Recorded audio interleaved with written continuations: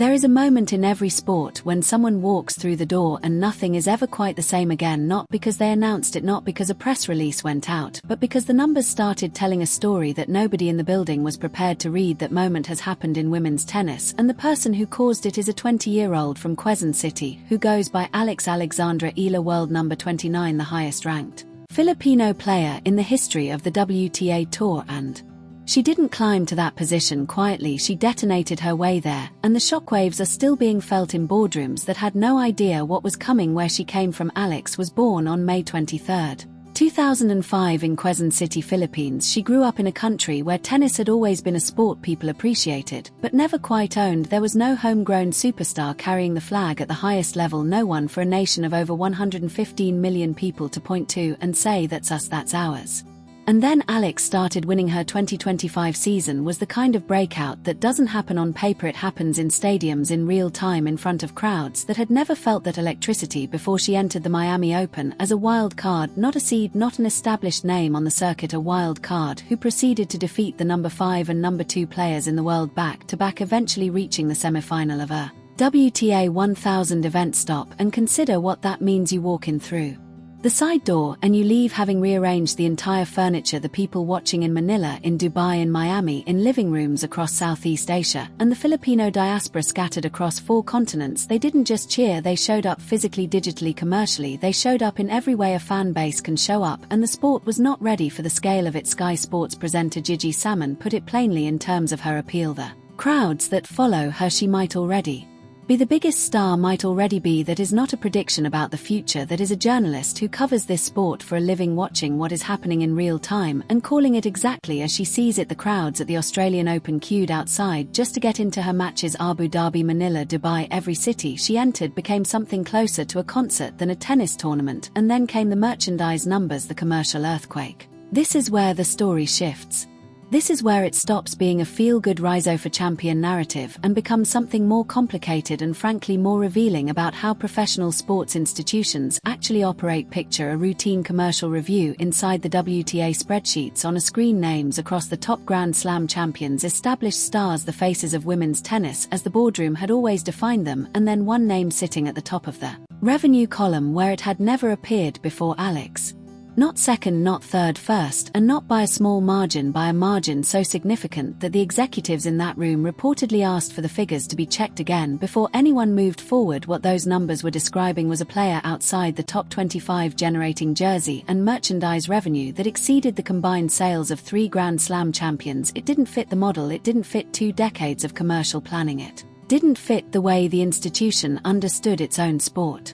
Except it was completely undeniably real. A limited edition Nike shirt dropped bearing her name and a sampaguita flower, the national flower of the Philippines, designed by Filipino artist Georgina Canis. It sold out in 48 hours across 4 continents. Nike didn't treat this as a regional moment. They placed her portrait in the legendary tunnel at their world headquarters in Oregon alongside global ambassadors across every sport with a caption that read, "History in full bloom." Nike does not make those decisions out of sentiment. Nike makes those decisions because the data tells them to. The data was screaming. The institutional response, however, was something far more muted and far more troubling. The investigation, instead of a celebration, what emerged from within the WTA was something closer to confusion than concern, and then, according to multiple sources, a formal demand for investigation, not into wrongdoing, not into rule-breaking, into the commercial performance of their most commercially magnetic active player. Read that back slowly, an investigation into why she was selling too many jerseys. The framing used internally was something called merchandising equity, a phrase that sounds procedurally neutral until you apply it to the only Filipino player in the top 30 of women's tennis. What it meant in practice was a debate about whether Eala's commercial dominance was a natural market force or an anomaly that needed correcting.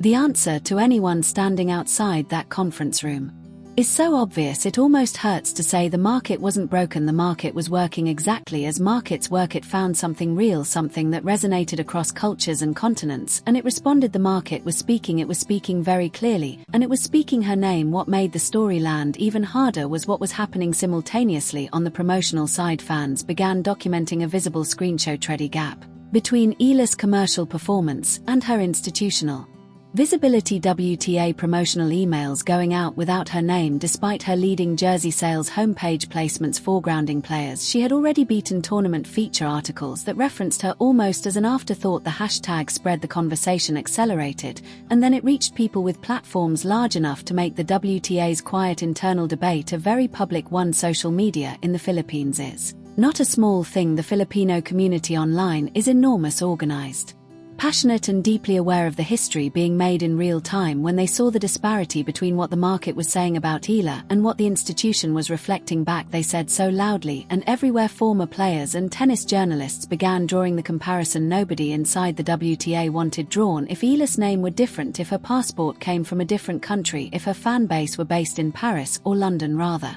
than Manila and the diaspora, would the response to her commercial dominance have been an investigation or a celebration? These are uncomfortable questions, deliberately so, because the discomfort is the entire point above the noise. What is remarkable throughout all of this is that Eala herself has remained almost entirely above it. In her Vogue Philippines interview, yes, she was on the cover of Vogue Philippines, she said simply, "I like to emulate the best of us Filipinos. I want to be a good person. That's it." No political statement, no shots fired at anyone, just a 20-year-old from Quezon City talking about character while an institution debated her sales figures in a room she wasn't invited into. She was in Miami preparing to compete again, carrying the weight of an entire nation's pride with what everyone who has spent time around her describes as a quiet natural grace. She goes back to the streets of Quezon City where she grew up, and people ask for photos in the restaurants she visited as a child. She describes it with characteristic understatement. Being famous at home is something to get used to. That line does a lot of heavy lifting because she is simultaneously still that girl from Quezon City and one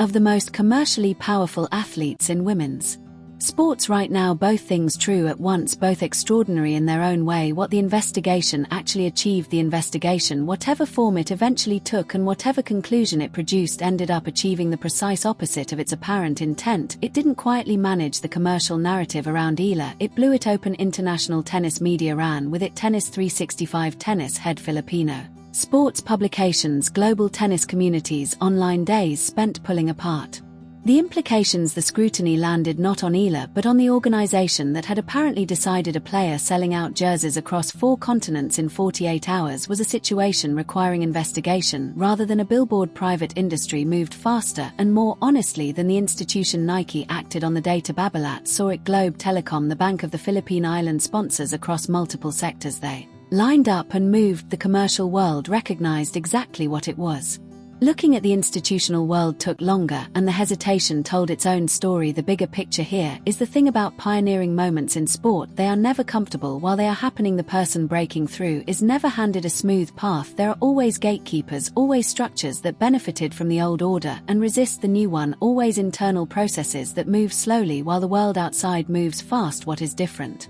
about Eala's situation is the scale. 115 million people in the Philippines, a diaspora spread across every major continent, a fan base that hasn't just followed tennis, they have built an entire relationship with the sport around her presence in it. When she is on court, stadiums fill. Tournament organizers know this, broadcast schedulers know this. The data is unambiguous, and eventually institutions catch up with data even when they are reluctant to. History has a pattern with people like this: it questions them.